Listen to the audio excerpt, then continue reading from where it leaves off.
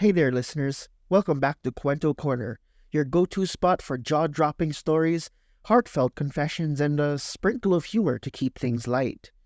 I'm your host, Earl, and I want to apologize for being away for so long, but we're kicking off this year strong with a personal story that's glittering as it is grimy. Today, we're diving into the world of gold diggers. So buckle up, because this ride's got more twists and turns than a telenovela. Gold diggers on the hunt, searching for the treasure, but I'll be fine. I'll keep my pleasure. I ain't falling for them to see.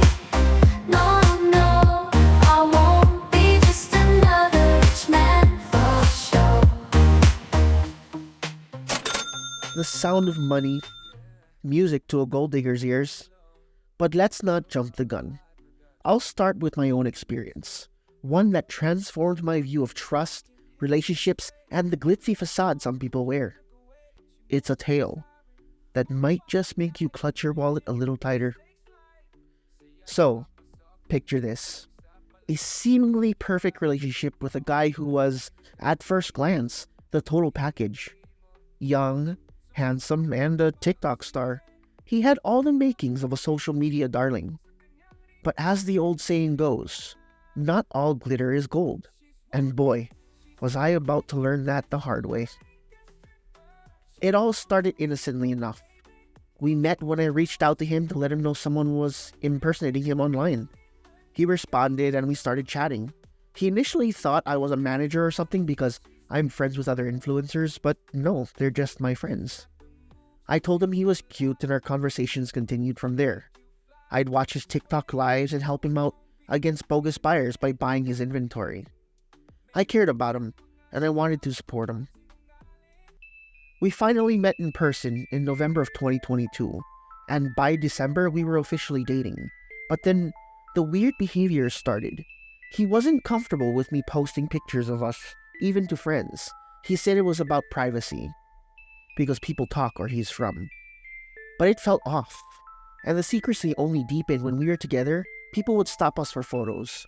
He was a known TikToker after all, but dang, does it get annoying when you need to pretend to be invisible.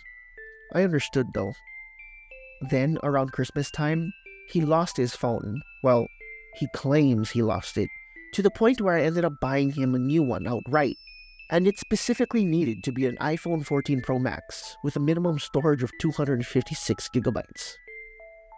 I was supposed to just buy it from a store to save on fees, but he ended up making deals with a seller online, and if I bought it at a store instead of giving him over 90k in pesos in cash just to buy it, the seller would bash him online.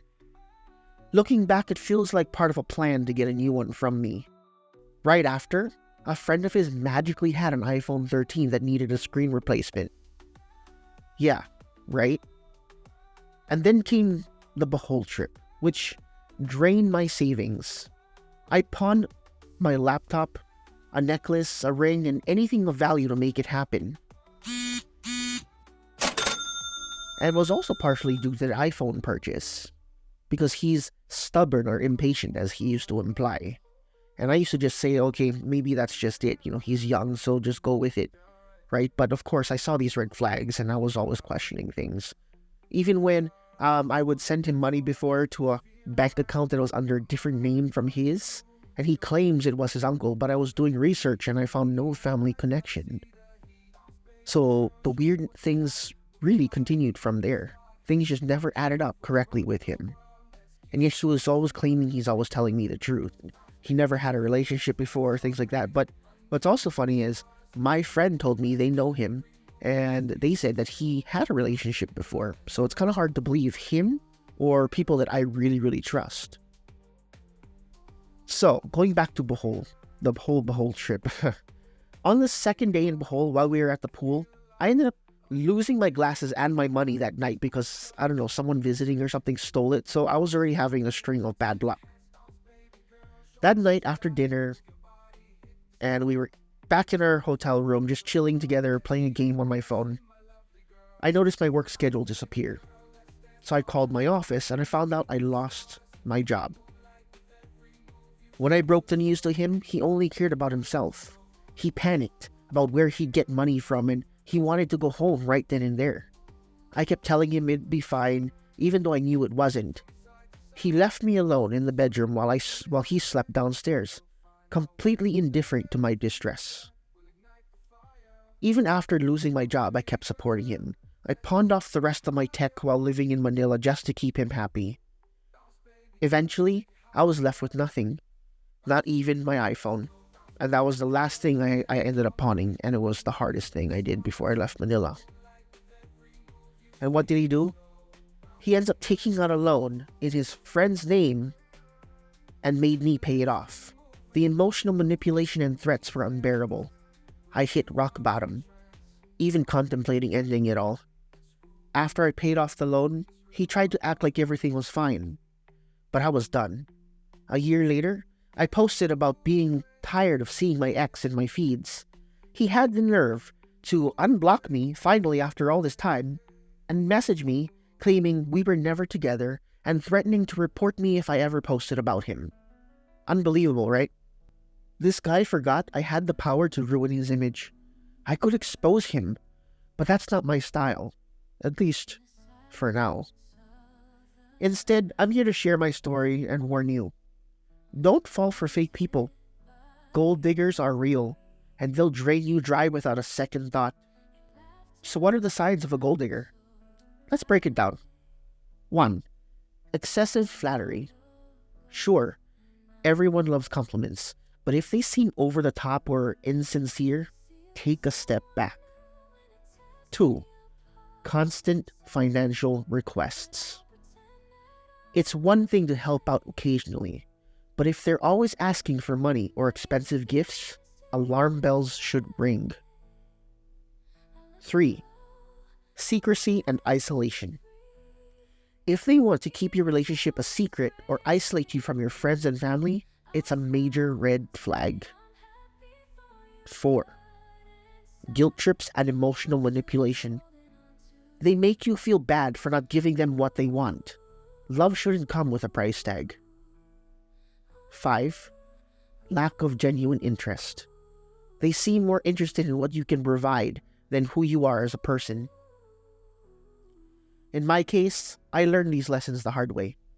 I lost not just money and possessions, but a piece of my trust in people. But life goes on, and I'm stronger for it. Remember, listeners, true love doesn't cost a thing. If someone truly cares for you, they'll be there for you in the good times and the bad, without a price tag. Gold diggers prey on the generous and the kind-hearted. They exploit emotions and manipulate situations to their advantage. They'll charm their way into your life, and before you know it, you're not just financially drained, but emotionally exhausted too. To all my listeners, take my story as a cautionary tale. Stay vigilant and protect your heart as much as your wallet. Know the value of genuine relationships and don't let anyone take advantage of your kindness. So that's my story.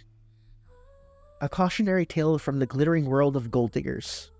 Keep your eyes open, trust your instincts, and never let anyone make you feel less than you are. Thanks for tuning in to Cuento Corner. I'm Earl, and I'll catch you next time with more stories that'll make you laugh, cry, and everything in between. Stay safe, stay savvy, and keep those wallets closed tight. Until next time, Cuento Buddies, bye for now. Gotta watch out for them girls with the bling. They're searching for that diamond ring, striking it rich, trying to find that gold. They want the money, let the story unfold. They'll give you a wink and a look so sweet. Their eyes on your wallet, they're always discreet. But you gotta stay sharp, gotta keep your guard, 'cause these gold diggers play